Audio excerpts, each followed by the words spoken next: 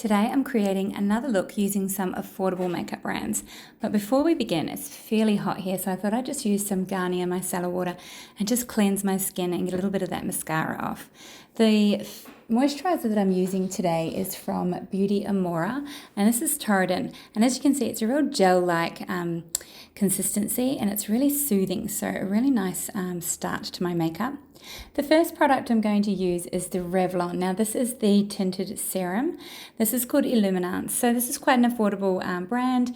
We get this in the supermarket and also the pharmacy, and the number I have here is 317. So I'm applying this just mainly in the middle of my face and just blending it outwards. I'm using one of the Crown foundation brushes. I do like the brushes from Crown Australia. This one is the A101, and it's a great foundation brush for your base. So just really buffing that into the skin, and I'm applying just a little bit more to my cheeks there because my cheeks are quite flushed and red, so I just added a bit more to those. The next product we're going to use is the Emco Beauty. Now this is the contour wand. Now with the packaging on these, I really don't like them. I find the product just gets everywhere, but it is the same packaging as the Charlotte Tilbury, so I'm assuming the same problems. I do like this as a contour. It's so easy to use. I just dot it in the places that I need it. Then I use the same foundation brush and I just blend it straight into my skin. And as you can see, I'm just pushing it exactly where I've placed it. So the great thing is you can get quite precise with this, place it exactly where you want it, and then just push it in with your foundation brush. And it just adds that shape to the face and also adds some warmth to the face as well. So I did do down my nose and the tip of my nose as well. Now this is a little blush from Ox, which is OXX Cosmetics, and this is a brand that we can get from our Kmart store. I'm not sure where else anyone can get that. This one didn't have a name on it. It came in a little pack of 3. So the eyeshadow, sorry, we're jumping straight into the eyeshadow. This is e.l.f. Cosmetics. These are super affordable. These are the little minis, and this one is the darkest shade in this little palette. Now it looks a little wet. The flat brush that I used initially was a little bit damp because I was actually getting some product off it. So see here, it's actually given it that little bit of sheen, but I feel it's helped it sort of stick a little bit better. So anyway, I'm just going with it, trusting this little process, and I'm placing it all over the mobile lid. But then I've gone in with quite a defined fluffy brush and just placing it right into that crease. And now I'm splaying it a little bit out. So I'm pushing it up into that crease line and up onto the brow bone. Same on this side, up onto the brow bone, and this helps to create lift. So instantly, just one shade, and I've created quite a dramatic eye. I'm running it also along the bottom lash line. I do love doing this. I do this with most of my makeups. It does help to make the eyes look that much bigger, and it just finishes it off.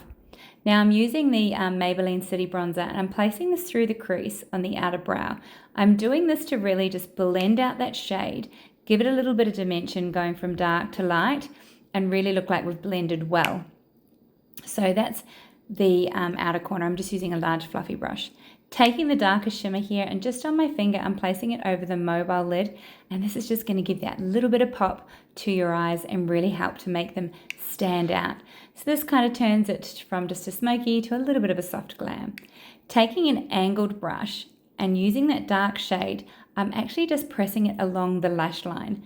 This is what I'm using for my eyeliner today. So no eyeliner, just eyeshadow, keeping it really simple. This is the Ox brand. This is the Sparkling Rose. So this will be a dupe from Charlotte Tilbury. It's the mascara. So it's called the Lifted Lash Mascara. So I'm just using this. I haven't used this very often. Now showing you what happens when you don't comb your brows. So if there's one thing you do, comb your brows. Helps to lift your face. You just look like you're done. So I'm using the e.l.f. Cosmetics brow pencil here. Now this one is in taupe, and it's got a nice little spoolie wand on one end and the pencil on the other. So it's a waterproof one too. So I find it really easy to use, and probably one that I will actually take away with me because it's so simple. And once I've placed the color in, I comb it through again just to make sure they're sitting exactly where I want them. Going in with the Maybelline City Bronzer, and I'm just going over that contour that we did in the beginning just to set that part of the face and just really reinforce where I've bronzed. This is a Tarte Cosmetics blush, struggling to find a nice pinky blush. This is an old one of mine.